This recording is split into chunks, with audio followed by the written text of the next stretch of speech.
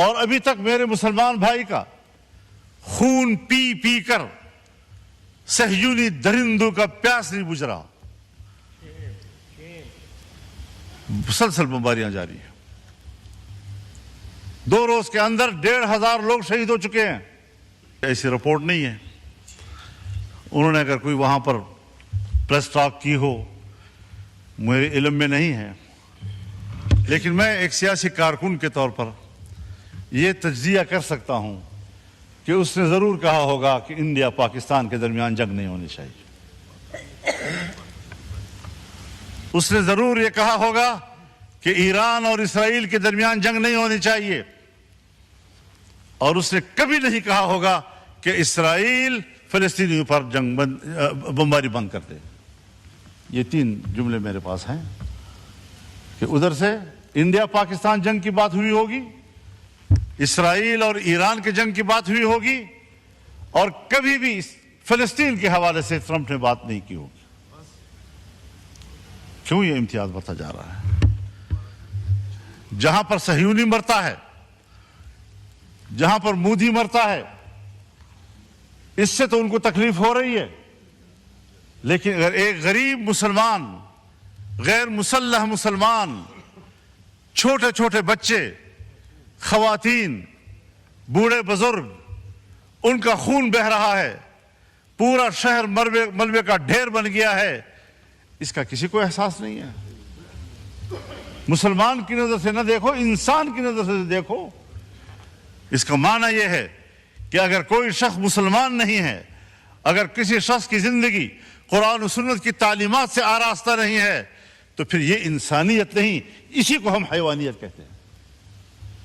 اس انسانیت پر فخر مت کرو. شرم کے مارے تمہارے سر جھک جانے چاہیے. اس کو انسانیت کہتے ہیں. پاکستان اسلامی دنیا کا بڑا ملک ہے. پاکستان اسلامی دنیا کا مؤثر ملک ہے. پاکستان اسلامی دنیا کا طاقتور دفاعی قوت ہے. پاکستان اسلامی دنیا کا ایٹمی طاقت ہے. پاکستان کے اندر وہ تمام صلاحیتیں موجود ہیں کہ وہ امت مسلمہ کی قیادت کرے.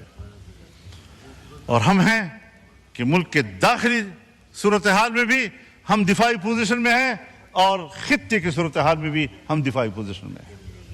قیادت خاک کریں گے ہم. یہی پیغام اس پارلیمنٹ سے امت مسلمہ کو جانا چاہیے، OIC کو جانا چاہیے. بین الاقوامی اداروں کی کوئی حیثیت اب نہیں رہی. OIC ایک دکھاوا ہے، OIC.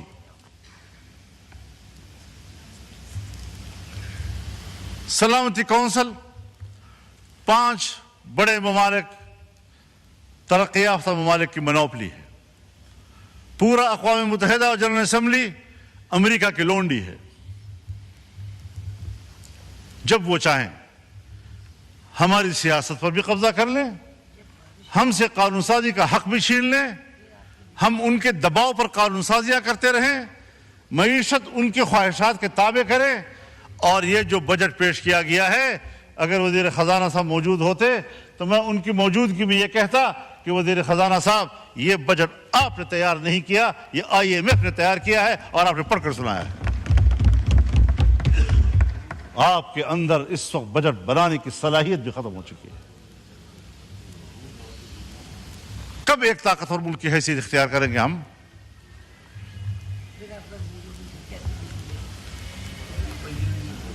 ایران اگر اسرائیل کو جواب دے رہا ہے تو ایران کے ہاتھ روکے جاتے ہیں.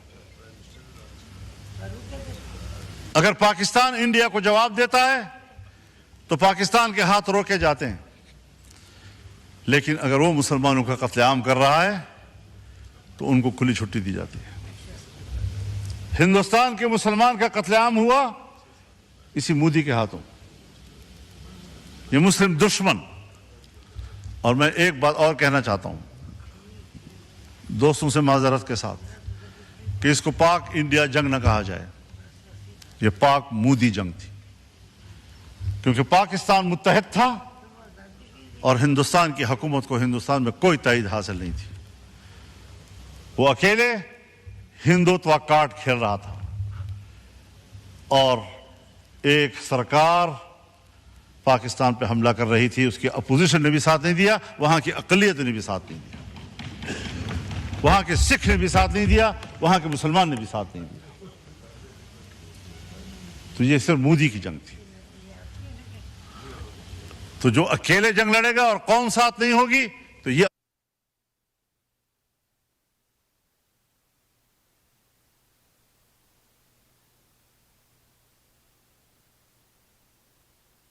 لڑ رہے تھے تو قوم آپ کے ساتھ نہیں تھی. تو نتیجہ کیا نکلا؟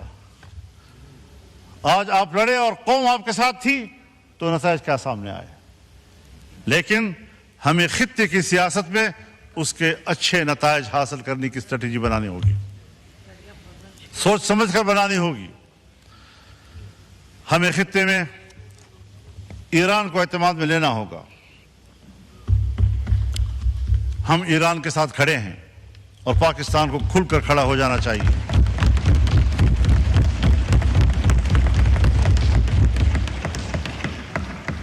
ہمیں کھل کر اہل غزہ کے ساتھ, فلسطینیوں کے ساتھ کھڑے ہو جانا چاہیے.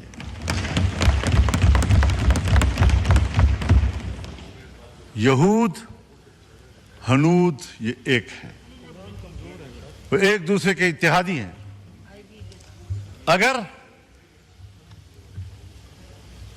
فلسطین سے آگے لبنان پر وہ حملہ کر چکا ہے, اگر وہ شام پر حملے کر چکا ہے, پرانے قبضے ایک طرف, حال ہی میں جو اس نے شام کی دفاعی قوت کو تباہ کیا ہے,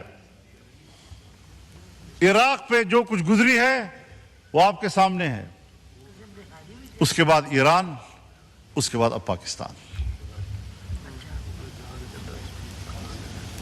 تو فلسطین, لبنان, شام, عراق, ایران اور اب پاکستان, اور پاکستان کی ایٹمی قوت کو تباہ کرنا ان کا ایجنڈا ہو سکتا ہے. ادھر سے ہندوستان ہمارے لیے خطرہ ہے. ہم خطے کے ممالک کے ساتھ انگیج نہیں ہو رہے. ہمیں وہ پالیسی بھی بنانی ہوگی. ہمیں اپنے دوست ممالک ہم سے دور ہوتے جا رہے ہیں. وہ گرم جوشی نہیں رہی ہے جو کسی زمانے میں تھی اور آج ہونی چاہیے تھی. تو ایسی تمام تر صورتحال میں جناب اسپیکر,